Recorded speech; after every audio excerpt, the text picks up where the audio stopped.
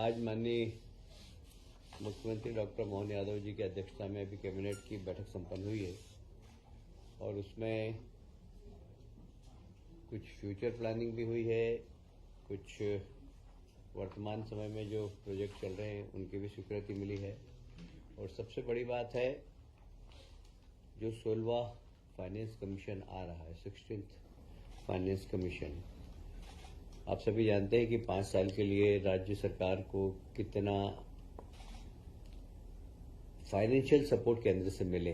हर राज्य चाहता है कि हमको ज्यादा से ज्यादा मिले, तो हम अपनी तैयारी कर रहे हैं। माननीय मुख्यमंत्री जी ने निर्देश दिए सभी विभागों को कि वे अपने अपने विभाग में किस प्रकार 5 साल की प्लानिंग करके और हम 16वें वित्त आयोग के सामने अपनी बात रख सकें और ज्यादा से ज्यादा पैसा केंद्र सरकार से राज्यों को मिल सके। अरविंद पनगड़िया इसके अध्यक्ष है, देश के माने माने अर्थशास्त्री वो इसकी अध्यक्षता करेंगे, वो यहाँ पर आ रहे हैं।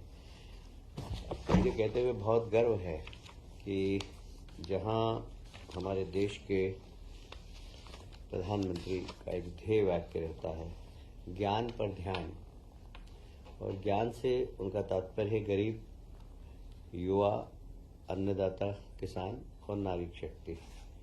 तो ज्ञान से ध्यान पे हमारी सरकार ने शुरुआत प्रारंभ कर दी है। माननीय मुख्यमंत्री जी के निर्देश पर हम युवाओं को एक नई दिशा, उनके कौशल का सही उपयोग, उनकी आर्थिक स्थिति सही हो, उनको गुणवत्ता वाली शिक्षा मिले, अच्छा स्किल डेवलपमेंट हो, इस दिशा में एक समेकित तकनीकी शिक्षा विभाग, कौशल विभाग, कौशल और रोजगार विभाग तथा युवा खेल कल्याण विभाग, तीनों विभाग मिलकर और स्वामी विवेकानंद जयंती पर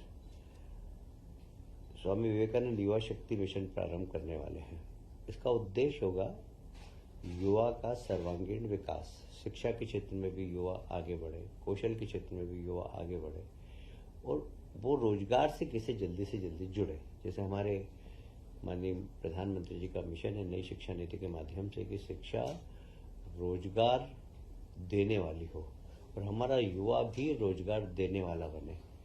तो इसी को ध्यान में रखते हुए स्वामी विवेकानंद युवा शक्ति मिशन प्रारंभ करने वाले हम 12 तारीख को। इसमें सभी विभागों से बाकी इसके सदस्य रहेंगे, पर मूल रूप से तकनीकी शिक्षा, कौशल विभाग, रोजगार विभाग और युवा कल्याण विभाग इसको हेड करेंगे और ये सब मिलकर और सब विभागों से तालमेल करके हम सिर्फ युवाओं को फोकस करेंगे। कुल मिलाकर युवाओं का आत्मविश्वास बढ़ाना मध्य प्रदेश के अंदर। देखिए, आज भारत देश का सबसे युवा, दुनिया का सबसे युवा देश कहलाता है। हमारे यहाँ 27% आबादी युवाओं की है और युवाओं को आत्मनिर्भर बनाना, उनकी ऊर्जा का सदुपयोग करना, उसे मध्य प्रदेश एक मिशन की तरह ले रहा है। मुझे बहुत प्रसन्नता है, माननीय मुख्यमंत्री जी ने इस मिशन को बहुत गंभीरता से लिया और सभी माननीय मंत्रियों से अनुरोध किया कि अपने अपने विभाग में भी हम युवाओं को किस प्रकार जोड़कर रोजगार दे सकें, इसके लिए काम करने के हमें निर्देश दिए हैं।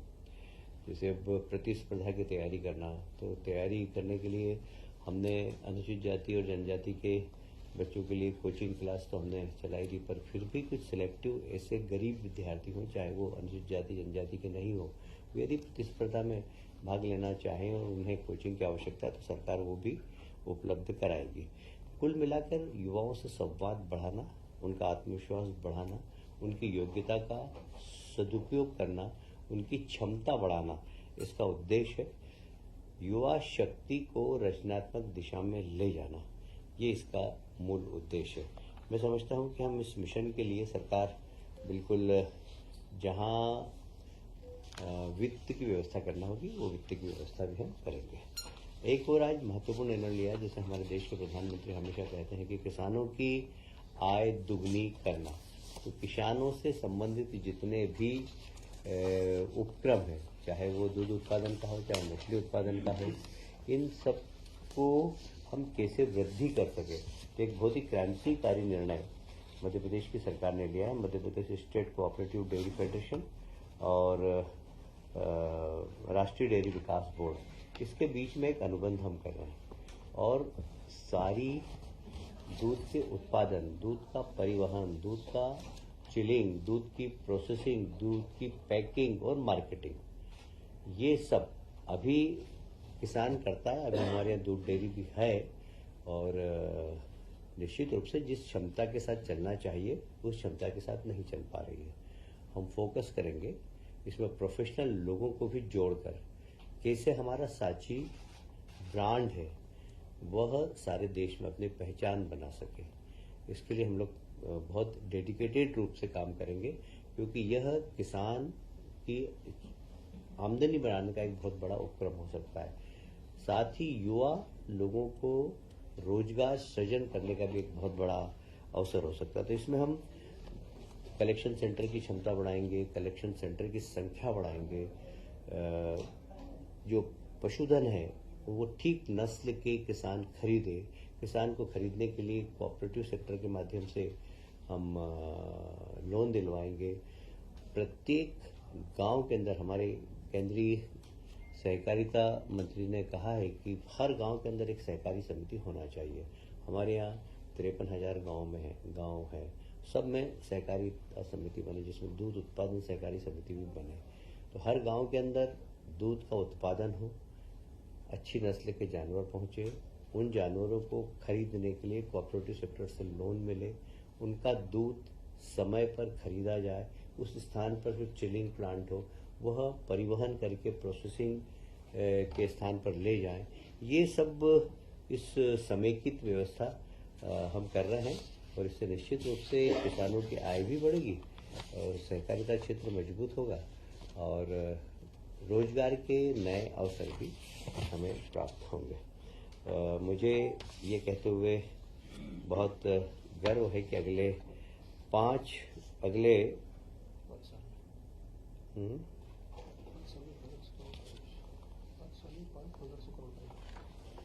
इसका जो प्लानिंग है हमने किया है कि लगभग 5 साल के अंदर 1500 करोड़ का इन्वेस्टमेंट हम करें। ये 5 साल के अंदर होगा और इसमें अभी समितियों की संख्या 6000 है, ये लगभग 9000 के आसपास हो जाएगी। दूध का संकलन जैसे मैंने बताया कि अभी लगभग 10-10.5 लाख है, इसको हम लगभग 20 लाख करेंगे।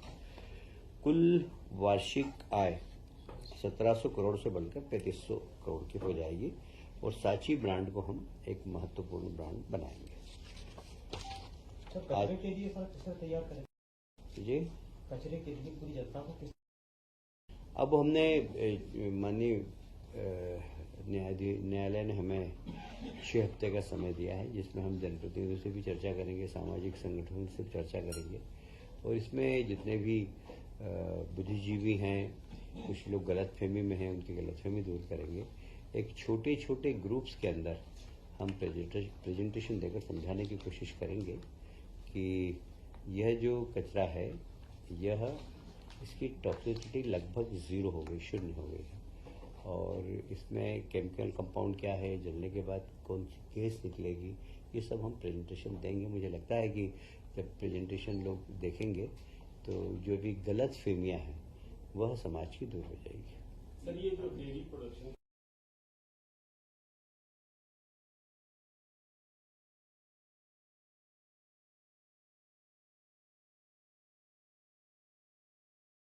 समेकित प्लान है बिल्कुल। गोबर का कलेक्शन, गोबर से खाद बनाना, फिर उसके बाद ऑर्गेनिक फार्मिंग को प्रमोट करना, ऑर्गेनिक उत्पादन को प्रमोट करना, ये सब इससे जुड़ा हुआ है। क्या किसानों से गोबर भी खरीदा जाएगा सर? कुछ ऐसा प्लान है? अभी खरीदना तो नहीं, पर उसकी खाद कैसे बनाना, इसके लिए हम किसानों को प्रशिक्षित करेंगे और उनसे कहेंगे कि आप ऑर्गेनिक फार्मिंग करें और ऑर्गेनिक उत्पादन को ठीक मार्केट मिले, इसके लिए सरकार जरूर चिंतन करेगी।